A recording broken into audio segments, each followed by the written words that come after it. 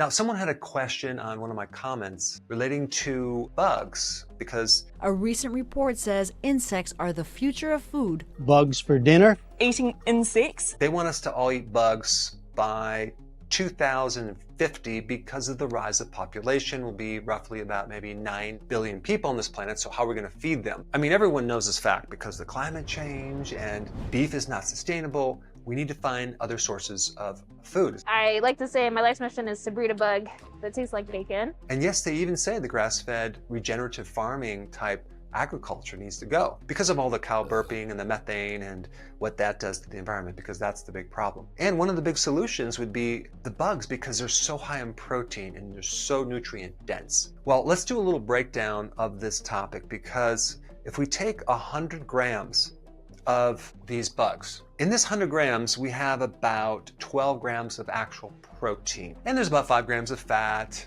5 grams of carbs, a little iron, a little tiny bit of fat. But is 12 grams enough for our bodies? Actually, no. If we do the math and look at the actual number of crickets that we're gonna have to eat to get close to this protein, we're gonna have to 4x that. That's a nice big bucket of crickets. But for a lot of people, they're gonna need to 8 times that figure every single day to get their protein amount. I guess we can mash them up and put them into pizzas, and with all these other different flavorings, we can put them in burgers, sweeten them, and that might be a solution. But what about the cost?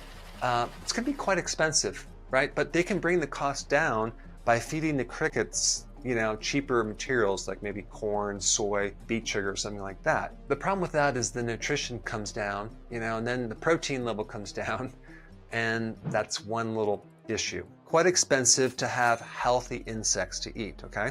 Number 2, we're gonna have to get everyone to give up their traditional cultural foods, and that might take some work. I think that the first bite is the hardest, and then after that, people go, wow, that tastes pretty good. Oh, the crunch. Number 3, and this is probably the biggest one, when you compare an insect with beef, it's not the same. For anyone to say that it's identical, they're lying through their teeth. It's not even close. And I'm not just talking about the protein.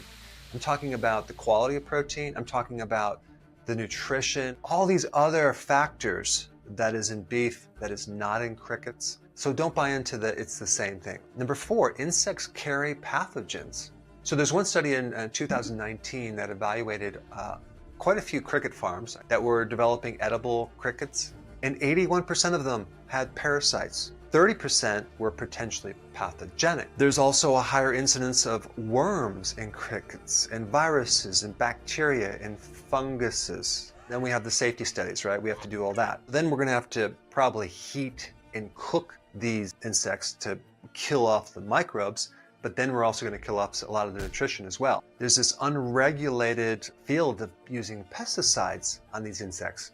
So you can use different chemicals to kind of manage some of these other factors that can be growing in these bugs. Then the next thing is that if someone has an allergy to shellfish, okay, because there's a similar protein involved, chances are they'll also have an allergy to bugs if they start consuming them. And then the next factor is that these bugs have this exoskeleton. It's like bones outside their body. And the main compound in there is called chitin. It's an anti-nutrient. It's not digested by our microbiome. And it also blocks vitamin A and vitamin E. And so this is just another negative. And so now we're doing another human pilot experiment that will put people on bugs and then see what happens after years. My viewpoint on the future of food being bugs does not look like it's gonna happen. There are too many negative points about this. Now, if you wanna know what I think you should be eating right now to regain your health and be super healthy,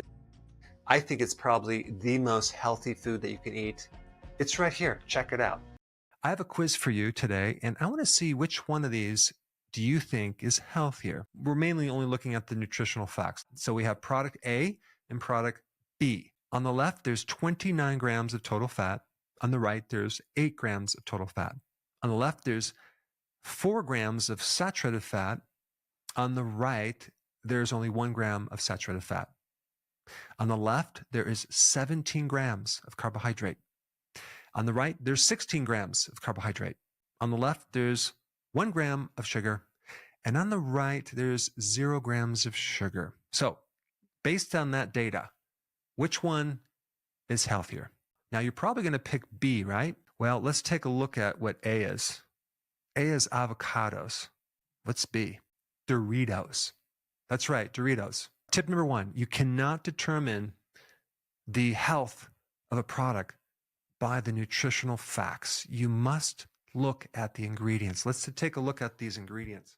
The first one is corn, and then we have vegetable oil, corn, canola, and or sunflower oil. And then we have maltodextrin, then we have a bunch of other things, and then we have monosodium glutamate, and then dextrose. And in a minute, I'm going to simplify this whole thing for you. So really, there's only 3 ingredients you have to watch out for. Everything else is a side note, but let's just do one more test. Okay, we have label A and label B. On the left, we have 0 grams of total fat. On the right, we have 0 grams of total fat. Of course, there's going to be no saturated fat on either one of those. So now we're at the total carbohydrates. A is 25 grams of total carbohydrates. B is only 13 grams of total carbohydrates. A is 19 grams of sugar, and B is 11 grams of sugar. Based on the data, which one is healthier? If you said B, okay, let's take a look at A. A is an apple. Let's take a look at what B is. Oh, what's that? That is something called Sunny D. It's like an orange drink. But let's take a look at the actual ingredients in this orange drink. Oh, we have the first ingredients, which is water. And then we have high fructose corn syrup. And then we have like 2% or less of all these concentrated juices, right? And then we roll right into the modified corn starch and canola oil. If you just depend on the nutritional facts, that would be healthier than an apple. All right, so what are we dealing with? We're just dealing with what is called ultra-processed foods, aka junk foods. Processed means removal. So you're taking away the fiber, the vitamins, the minerals, the trace minerals, the phytonutrients, the enzymes. We're taking everything out of it and we're leaving some basic material. And then we get the word ultra. Ultra means severe. So when we're severely taking away things, we're going through many different industrial processes or chemical reactions, including grinding something down, pulverizing it, high pressure, high heats, adding chemicals like solvents to extract certain things, taking out the colors with chemicals, taking out the flavoring or odors from it, and then you're ending up with this something that doesn't even resemble the original food. And so this is why they have to add flavoring, they have to add coloring, they have to add textures, they have to add preservatives, they have to add some synthetic vitamins to prevent certain diseases, and then they have to package it and make it look really amazing for you to eat. So the big question is, if we compare ultra-processed food to the definition of food, which is this: food is that which is eaten to sustain life, provide energy, and promote the growth and repair of tissues. So it has to keep you alive, give you energy, help you grow, and help you repair. So can ultra-processed calories actually do that? No, it can't. In reality, ultra-processed food is not food. Now, out of all the things that cause disease, that destroy your health, I would venture to say that ultra-processed foods are the most significant factor in causing health problems. If you disagree, please make a note down below and tell me what you think. Is it infection? Is it old age? Is it lack of activity? Or is it more junk food, simply because 80% of the calories in the grocery store are ultra-processed food? So the countries that consume the most ultra-processed foods have the most health problems. And the United States is right up there at the top. So how can we make this really simple? Number one, ignore the nutritional facts, okay? Go right to the ingredients. And there's 3 things that you want to avoid: seed oils, all the forms of sugar, and you want to avoid the starches. A lot of times when people define junk foods, they throw in the saturated fats. But when I went to the store last week and I was looking at all these junk foods, I didn't see a lot of saturated fat. I saw a lot of unsaturated fat, seed oils. Our diet is about almost 30% seed oils. That's creating a lot of damage. Inflammation, insulin resistance, neurodegenerative problems. And by the way, I have a link down below that you can download a little cutout for your wallet that basically describe in detail the 3 things you should avoid and all the other kind of names for the sugars, starches, and seed oils that you might not recognize. So you can pull this out of your wallet and just have it right there when you go shopping. All right, let's move to sugar. And a lot of times when you see sugar, it doesn't tell you if it's beet sugar or cane sugar or other types of sugar. But sugar is also in other forms. Glucose syrup, high fructose corn syrup, dextrose, and just straight glucose.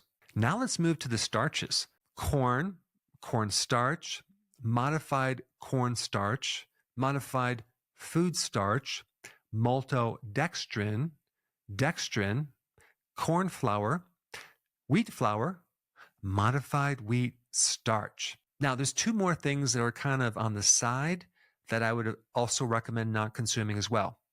Soy protein isolate. This is kind of an ingredient that fits into the definition of ultra-processed food because it's so altered and so refined.